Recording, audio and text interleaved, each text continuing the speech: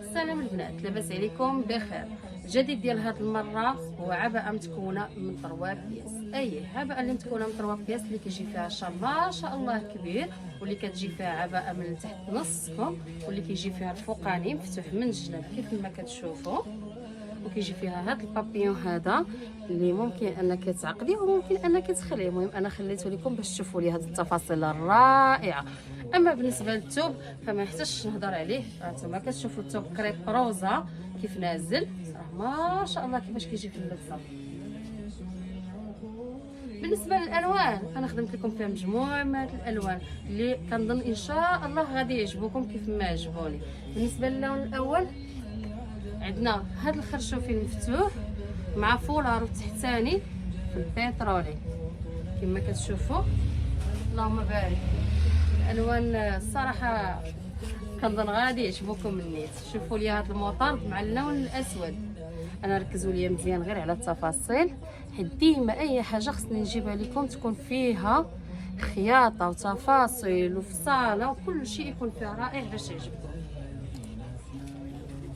وشوفوا لي هاد البلو مارين مع اللون الشيبي، اللهم بارك ما شاء الله، تلوينه كامله جد جد جد رائعه. شوفوا لي هاد الغوز، هذا غوز غامق مع غوز مفتوح تحتاني كما كتشوفوا كيجي مفتوح من الجناب. خلاص الفوقاني راه كيجي ضروري قصير على التحتاني، انا كنحاول انني نعليها لكم باش تشوفوا الطول ديالها. كيدرا اللهم بارك راهم طوالين، يعني البنات اللي قصارت شويه غينقصوا، ولكن بالنسبه للطاولات كنظن ما تحتاجوش نقصوا. اللهم بارك هذا الموف مع الباج، وشوفوا لي حتى ليا الجوري مع الباج حتى هو كيفاش جاي.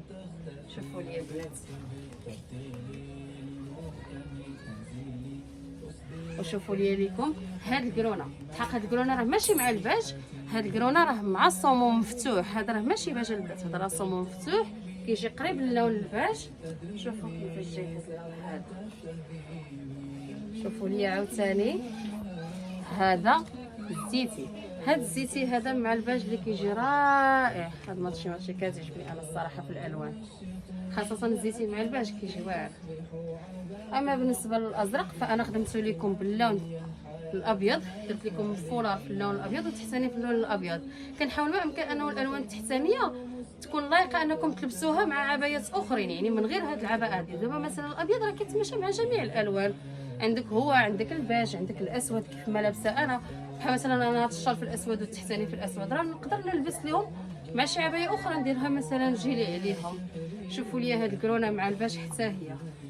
بالنسبه للخدمه انا غنوريكم هاد الفولار الحجم ديالو والقياس ديالو باش تكونوا عارفين يعني العبايه اللي غتاخذوا ان شاء الله كيفاش دايره. شوف هذا غير الشال، اللهم بارك راه كيجي طويل وساتر البنات. وشوفوا ليا هاد نوريكم الفوقاني ديالها بوحديته. وهذه البنات اش من طاي، هذه راه غير طايه اس. شوفوا لي البنات الطايه اس، اللهم بارك. شوف كتجي ديما عندها واحد الصديفه هنايا في الظهر باش كيسهل عليك انك تلبسيها. التفاصيل ديما ركزوا لي عليهم البنات.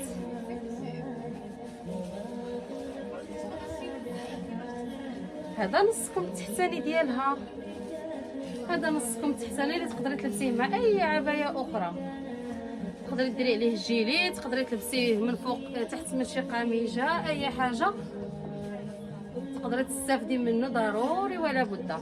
المهم كما قلت لكم البنات هاد 3 بياس هذه كتبقى لكم غير 200 درهم، وضروري خصكم تخليو لي تعليق فيه كيفاش جاتني اللبسه البنات، واش عجبكم هاد اللون هذا اللي اختاريت معكم في هذا الفيديو.